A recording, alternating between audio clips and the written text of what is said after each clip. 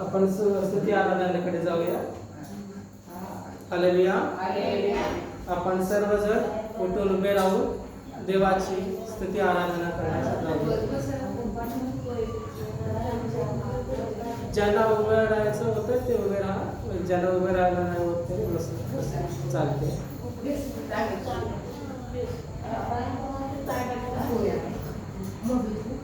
उभे राहून आपण सर्व आपले डोळे बंद करूया.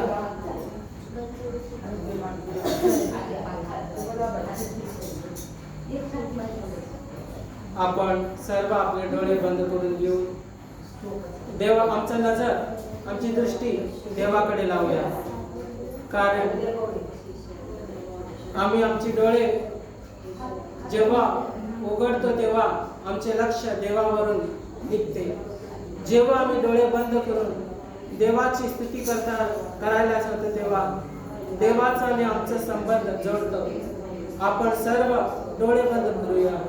लहान लेकरं असू दे, मोठे माणसं असू दे, कोण पण असू दे, आपण सर्व डोळे बंद करूया देवाची स्तुती आराधना करण्यासाठी. आम्ही आमची दृष्टी, आमची नजर, आमची दृष्टी देवाकडे लावूया, येशूकडे लावूया. येशूने माझ्या आमच्याकरिता वधस्तंभावर काय काय केलेले आहे ते सर्व आम्ही यावेळेस आठवण करून त्याच्यावर दृष्टी लावून त्याची स्तुती आराधना करूया. कारण देवाने आम्हाला आजपर्यंत राखलेला आहे, सांभाळलेला आहे. या महिन्यामध्ये, फेब्रुवारी महिन्यामध्ये 1 तारीखपासून आज 23 तारीखपर्यंत देवाने आम्हाला प्रत्येक जागोजागी क्षणोक्षणी देवाने राखलेला आहे, सांभाळलेला आहे. आणि प्रत्येक काम करत असताना जरी आम्ही कुठलेही काम असू दे, शेतातलं काम असू दे, घरातलं काम असू दे, प्रत्येक काम करत असताना देवाने आम्हाला सहाय्य केलेलं आहे. त्याबद्दल देवाचा आम्ही महिमा करूया.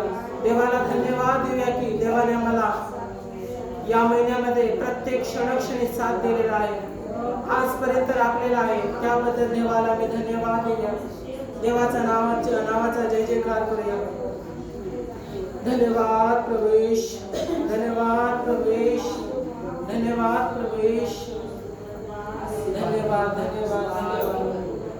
देवा तू दयाळू फार,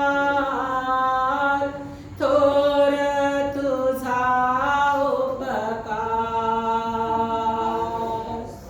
देवा तू दयाळू फार,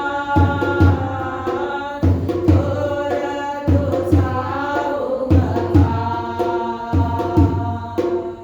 दिवसा केला तू सांभाळ,